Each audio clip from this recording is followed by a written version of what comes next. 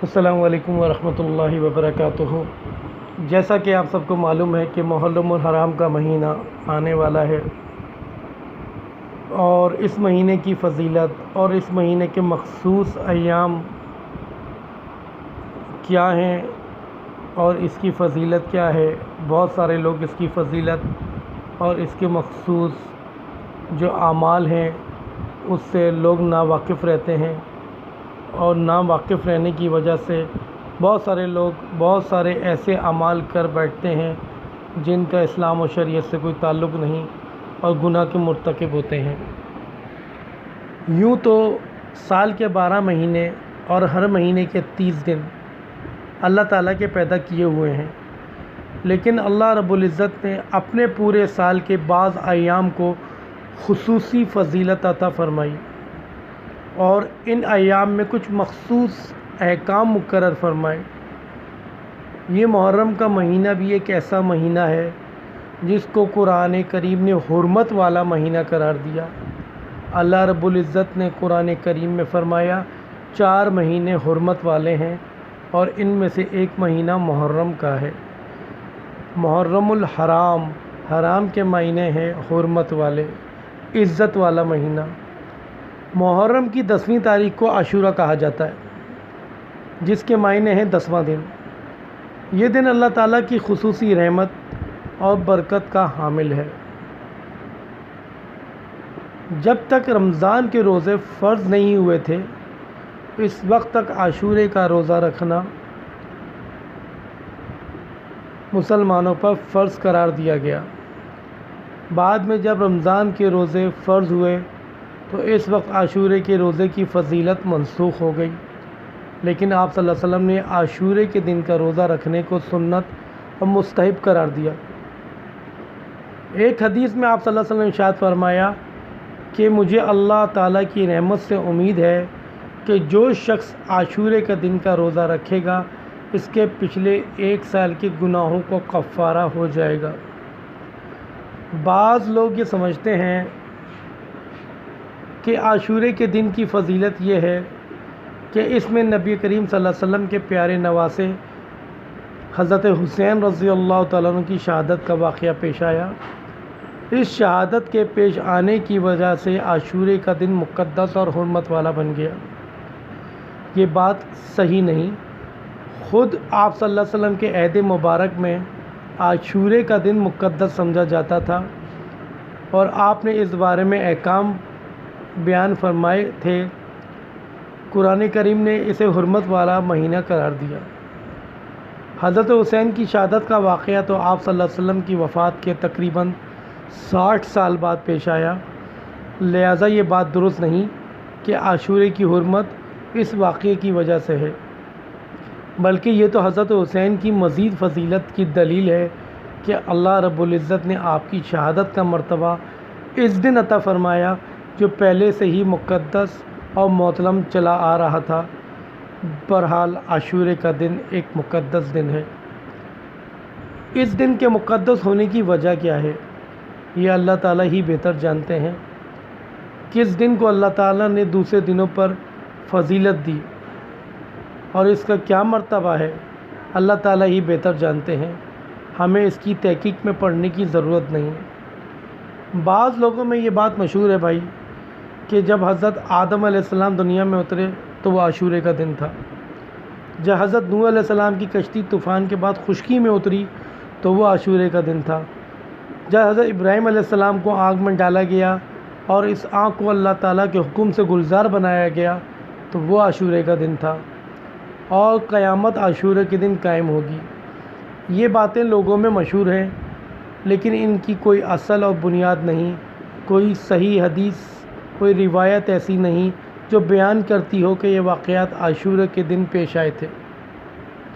صرف ایک روایت میں ہے کہ حضرت موسیٰ علیہ السلام کا مقابلہ فرعون سے ہوا، اور حضرت موسیٰ دریا کے کنارے پہ پہنچے اور پیچھے فرعون کا لشکر آ رہا تھا، تو اللہ رب العزت نے موسیٰ علیہ السلام کو حکم دیا کہ اپنی لاٹھی دریا کے پانی میں ماریں، جس کے نتیجے میں دریا میں 12 راستے بن گئے، اور ان راستوں سے موسیٰ علیہ السلام کا لشکر گزر گیا۔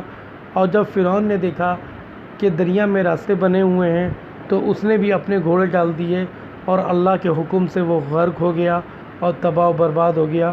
تو یہ عاشورے کا دن تھا اور عاشورے کے دن یہ واقعہ پیش آیا۔ اس کے بارے میں ایک روایت اور بھی موجود ہے جو نسبتاً بہتر ہے، لیکن اس کے علاوہ جتنے واقعات عاشورے کے نام سے مشہور ہیں ان کی کوئی اصل اور بنیاد نہیں۔ تحقیق میں پڑھنے کی ضرورت ہمیں نہیں ہے کہ اس دن کو اللہ تعالیٰ نے فضیلت کیوں بخشی، بلکہ یہ سب اللہ تعالیٰ کے بنائے ہوئے ایام ہیں۔ جس دن کو اللہ تعالیٰ چاہتا ہے اپنی رحمتوں اور برکتوں کے نزول کے لیے منتخب فرما لیتا ہے، وہی اس کی حکمت کو جانتا ہے۔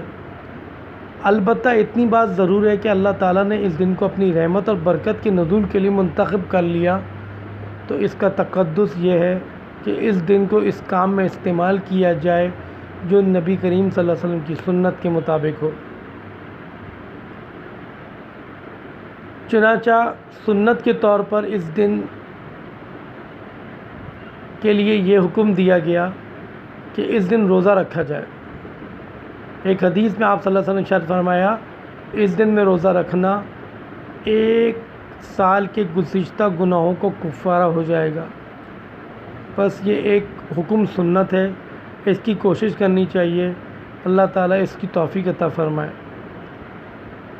اس میں ایک مسئلہ اور یہ بھی ہے کہ آپ صلی اللہ علیہ وسلم حیات طیبہ میں جب بھی عاشورے کا دن آتا تھا آپ صلی اللہ علیہ وسلم روزہ رکھتے تھے، لیکن وفات سے پہلے جو عاشورے کا دن آیا تو آپ صلی اللہ علیہ وسلم نے عاشورے کا روزہ رکھا، اور ساتھ ہی یہ بھی فرمایا کہ محرم کو ہم بھی روزہ رکھتے ہیں اور یہودی بھی روزہ رکھتے ہیں، اور یہودیوں کے روزہ رکھنے کی وجہ سے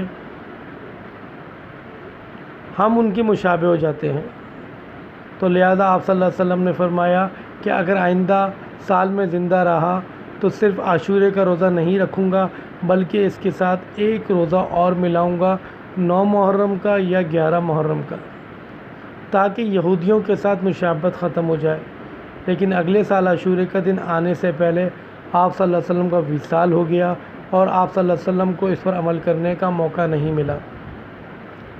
چونکہ آپ صلی اللہ علیہ وسلم نے یہ بات ارشاد فرما دی تھی، اس لیے صحابہ کرام رضی اللہ تعالیٰ نے عاشورے کے روزے میں اس بات کا اہتمام کیا اور 9 اور 11 محرم کا ایک روزہ ملا کر رکھا اور اس کو مستحب قرار دیا، اور تنہا عاشورہ کے روزہ رکھنے کو آپ صلی اللہ علیہ وسلم کے اس ارشاد کی روشنی میں مکروہ خلاف اولا قرار دیا۔ یعنی اگر کوئی شخص صرف عاشورے کا روزہ رکھ لے تو وہ گنہگار نہیں ہوگا، بلکہ اس کو عاشورے کا ثواب ملے گا، لیکن کیونکہ آپ صلی اللہ علیہ وسلم کی خواہش 2 روزے رکھنے کی تھی، اس لیے اس خواہش کی تکمیل میں بہتر یہ ہے کہ ایک روزہ ملا کر 2 روزے رکھے جائیں۔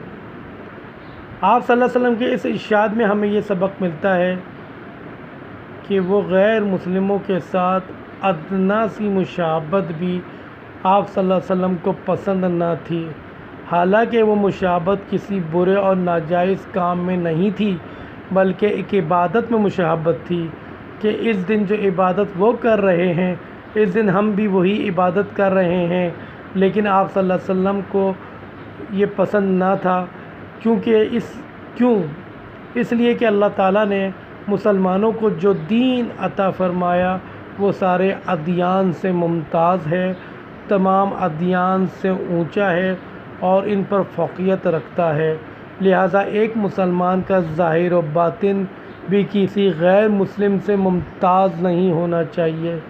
اس کا طرز عمل، اس کی چال ڈھال اور اس کے رہنے سہنے کا طریقہ، اس کے اعمال، اس کے اخلاق، اس کی عبادتیں، ہر چیز غیر مسلموں سے ممتاز ہونی چاہیے۔ چنانچہ احادیث مبارکہ میں جا بجا حکم ملا کہ آپ صلی اللہ علیہ وسلم نے فرمایا کہ غیر مسلموں سے الگ طریقہ اختیار کرو۔ چنانچہ مشرکین جو اللہ تعالیٰ کے ساتھ دوسروں کو شریک ٹھہراتے تھے ان سے اپنا ظاہر و باطن الگ رکھو۔ جب عبادت، بندگی اور نیکی کے کاموں میں آپ صلی اللہ علیہ وسلم نے مشابہت پسند نہیں فرمائی اور کاموں میں مسلمانوں کو مشابہت اختیار کریں تو کتنی بری بات ہوگی۔ اگر یہ مشابہت جان بوجھ کر اس مقصد سے اختیار کی جائے کہ میں ان جیسا نظر آؤں تو گناہ کبیرہ ہے۔ آپ صلی اللہ علیہ وسلم نے ارشاد فرمایا، جو شخص کسی قوم کی مشابہت اختیار کرے گا وہ اسی قوم کے اندر داخل ہے۔ مثلاً کوئی شخص انگریزوں کا طریقہ اختیار کرتا ہے کہ اس کو دیکھنے میں انگریز نظر آؤں تو گناہ کبیرہ ہے، لیکن اگر دل میں یہ نیت نہیں ہے کہ میں ان جیسا نظر آؤں بلکہ ویسے ہی مشابہت اختیار کر لی تو گناہ کبیرہ تو نہیں مگر مکروہ ضرور ہے۔